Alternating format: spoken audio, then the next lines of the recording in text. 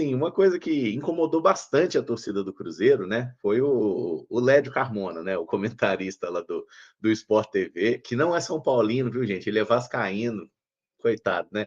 Mas enfim, eu diria que ele fez uma jornada de trabalho que não foi feliz. A gente vai até colocar as estatísticas da partida aqui. O Cruzeiro teve 40% de posse, o São Paulo 60%. Legal. Renato Gaúcho tem uma ótima teoria sobre posse de bola. Finalizações foram 12 do Cruzeiro, 14 por parte do São Paulo, sendo que o Cruzeiro acertou 7 vezes o gol e o tricolor 5. Inclusive em grandes chances, né? Chances claras de gol, foram 2 para o Cruzeiro, nenhuma para o São Paulo. As 2 do Cruzeiro foram a chance do Pereira de cabeça, após cruzamento do William, e o escanteio, né? Também cruzamento do William. O Kaique, não, na verdade a grande chance é o rebote, né? Do Vidalba. O Kaique cabeceia, o Rafael defende e o Vidalba no rebote acaba perdendo ali, mas foram as chances mais claras do jogo. E o nosso gol foi numa cobrança de falta. 38 vezes que o Cruzeiro entrou ali no terço final, né? Que é a parte, é o campo de ataque, né? Para colocar de forma mais clara, o São Paulo 57 vezes, e nos duelos ganhos, Cruzeiro 33, o São Paulo com uma ligeira vantagem para 36. Eu diria que se a gente pegasse a estatística só do primeiro tempo, em duelos ganhos e entradas no terço final, que o São Paulo ganharia até mais, viu? Porque assim, o primeiro tempo do Cruzeiro realmente foi muito abaixo. Mas vocês acharam o placar do jogo justo pelo que as equipes produziram? Para mim, sim, Caramujo. A partir do momento que o goleiro do adversário. E assim, gostei do jogo do Rodriguinho, tá? Do São Paulo, acho um atleta bem interessante. Mas a partir do momento que o Rafael é o verdadeiro destaque, não dá para você achar também que foi algo de outro mundo o Cruzeiro vencer. E o Leonardo Jardim, ele já fez questão de explicar muito bem. Beleza, teve mais posse de bola, mas em algum momento é necessário você entender aonde foi essa posse de bola, né? Você especificar a estatística. E aí, por várias vezes, a posse de bola do São Paulo, ela era entre os defensores ali naquela saída, no que a gente fala da primeira fase de construção, mas era algo estratégico do Cruzeiro. O Cruzeiro deixava, principalmente no segundo tempo, Matheus Pereira e Gabigol sendo ali os atletas da primeira marcação, para poder povoar mais o meio de campo e tirar esse espaço do São Paulo. E por várias vezes a gente viu o São Paulo em inferioridade com relação à nossa última linha. Então, a gente precisa sempre de ponderar. Eu gosto muito de falar que a estatística ela é importante, mas nada substitui os olhos, né? Que é o ver o jogo, assistir o jogo, entender o contexto, de onde vem essas estatísticas. Então, não acho que foi um resultado atípico. Foi um resultado de quem, mesmo com menos posse de bola, mesmo o adversário tendo mais volume, no volume que teve o Cruzeiro conseguiu criar mais perigo. A gente podia falar da cabeçada ali que o Matheus Pereira acabou acertando num bom cruzamento do William, teve essa questão do Kaique, teve um lance até que o Gabigol sai ali com uma certa num posicionamento interessante, mas não finaliza da melhor forma. Então, na minha opinião, não foi um resultado atípico. O Cruzeiro pode não ter feito o seu melhor jogo, mas falar que o Cruzeiro não mereceu a vitória, aí eu acho que a gente precisa também de entender que dá para a gente valorizar algumas coisas, e o futebol ele não tem só o meu gosto pessoal. Eu posso não gostar das equipes do Pep Guardiola, mas não dá para eu negar que são equipes vencedoras. A galera pode não gostar de um treinador mais conservador, como Antônio Conte, Mourinho, mas são caras extremamente vencedores. Então, o futebol tem uma diferença muito grande entre o que eu gosto e o que é bem executado e dá resultado, que foi o caso do Cruzeiro. A ideia do Cruzeiro foi bem executada e deu resultado. O Cruzeiro venceu por 1-0. Futebol é sobre eficiência, né? Ainda que o torcedor gostaria, eu imagino que os jogadores e também o Leonardo Jardim gostariam que tivesse sido um desempenho também melhor, né? Então, acho que dentro das limitações, das dificuldades do Cruzeiro, ainda assim o Cruzeiro foi mais eficiente na bola parada, no sistema onde conseguiu conter ali também a equipe do São Paulo. A equipe do São Paulo tem os seus méritos, é difícil enfrentar o São Paulo, não é fácil, independente do momento que o São Paulo vive. Vai ser sempre um duelo difícil, desafiador para o Cruzeiro. Não ter tomado gol, isso é também muito importante. E acho que a gente também, muitas vezes, não precisa ficar muito presa à questão da estatística, pensando mesmo naquilo que o resultado final nos traz. Ainda que o adversário tenha mais posse, eventualmente tenha mais finalizações também. Futebol é isso. Vão ter alguns momentos em que os adversários vão se mostrar um pouco mais, até criar mais chances e até chances claras, com o nosso goleiro podendo também ser o melhor em campo. O que mais importa para a gente vai ser o resultado final, vão ser os 3 pontos. O Campeonato Brasileiro, que é um campeonato de regularidade, pede isso, né? Que o Cruzeiro possa pontuar independente da atuação. Mas é claro que eu acho que quando a gente fica preso nas atuações do Cruzeiro no resultado final, como segundo plano, nós queremos melhoria. Tenho certeza que os jogadores também querem melhorar. O treinador também tem esse compromisso de fazer com que essa equipe possa render mais, mas a gente não dá também para desprezar o que foi construído pelo Cruzeiro, vindo também de um clássico, né? Totalmente a questão de desgaste físico, desgaste mental que envolve um clássico, uma Copa do Brasil. Isso tudo poderia também ser bem entendido ao torcedor cruzeirense. O São Paulo teve a semana inteira para se preparar, descansado, cabeça fresca, a física também fresca. Isso tudo colocaria o São Paulo, muitas vezes, ganhando certos duelos, ganhando também a questão da parte física, né, mais oxigenado. Então, acho que dentro do que o Cruzeiro pôde fazer, das limitações, acho que foi um resultado, sim, favorável ao Cruzeiro. Não dá para a gente menosprezar. Foram 3 pontos extremamente valiosos ao Cruzeiro. É que um jogo de futebol é muito dinâmico, né, gente? Assim, o Cruzeiro realmente não fez um bom primeiro tempo.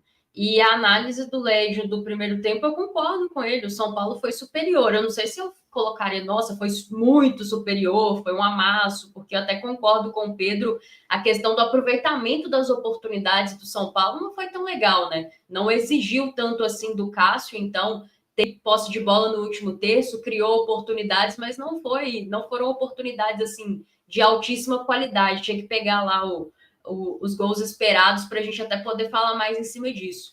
Mas realmente o Cruzeiro foi mal no primeiro tempo e o São Paulo foi bem. O primeiro tempo foi do São Paulo. Mas o jogo continuou e no segundo tempo houve um ajuste tático ali por parte do Leonardo Jardim, que equilibrou as ações no meio-campo e o Cruzeiro, no mínimo, passou a equilibrar o jogo com o São Paulo. Passou a ocupar mais o seu campo de ataque, passou a criar mais oportunidades, faz o seu gol, né, que vem de um lance ali que vinha muito bem construído, e aí tem o lance da falta, o Matheus Pereira é feliz para converter. Depois disso, teve mais oportunidades dentro do próprio jogo, e aí acho que faltou só entender esse dinamismo aí do jogo, que tudo bem, o Cruzeiro pode ter começado mal, mas não necessariamente terminou mal, né?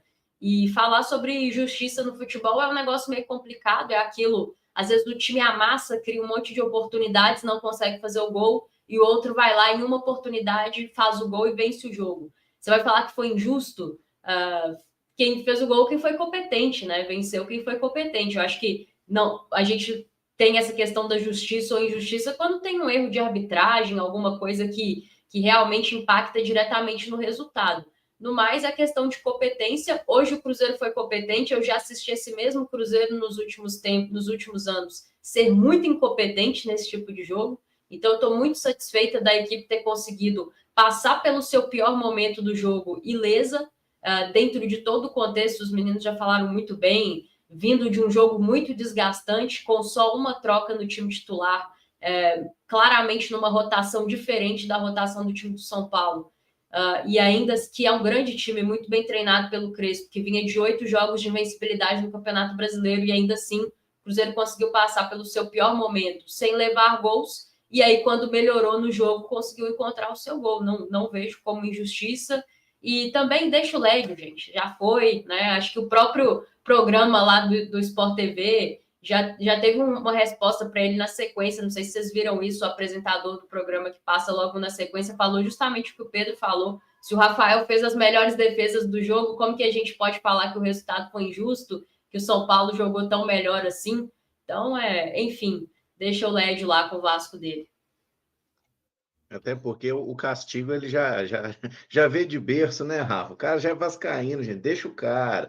E só fazendo uma ressalva, eu acho ele muito bom comentarista, muito tá? Bom, mas pô. Quem sou assim eu? como a Camila teve um dia ruim, ele teve um dia ruim.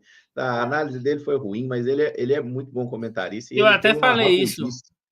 O cara, eu já até falei isso com um cara no Twitter. Eu gosto muito dos comentários do Lédio Carmona, acho bacana, mas foi um dia infeliz dele, né?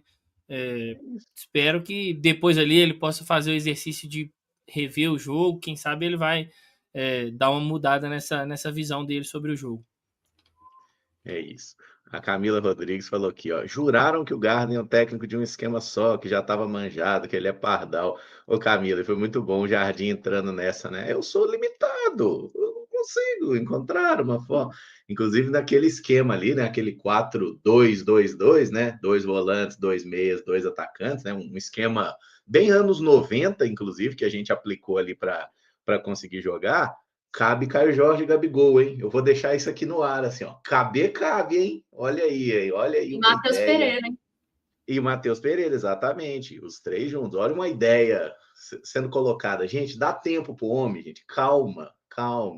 O time não consegue desenvolver uma segunda forma de jogar sem ter tempo para treinar, não. Vai ter tempo para treinar. Na próxima temporada, eu acho que nós vamos ter um Cruzeiro mais divertido, tá? Até porque a gente está tendo aí novidades interessantes no elenco também. Inclusive, o Jardim falou um pouquinho após a partida. Vamos pegar só um trechinho da coletiva dele para ouvir as palavras do Mister. Ele que entende um pouquinho de futebol, coisa pouca. Bastante. O São Paulo evolui bastante e o Cruzeiro também evolui. As duas estão de parabéns.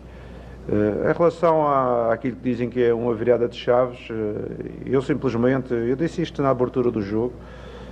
Esse dia em São Paulo eu tomei a decisão que tinha que escolher uma equipa que conseguisse desenvolver aquilo que eu acredito mais no jogo, não é?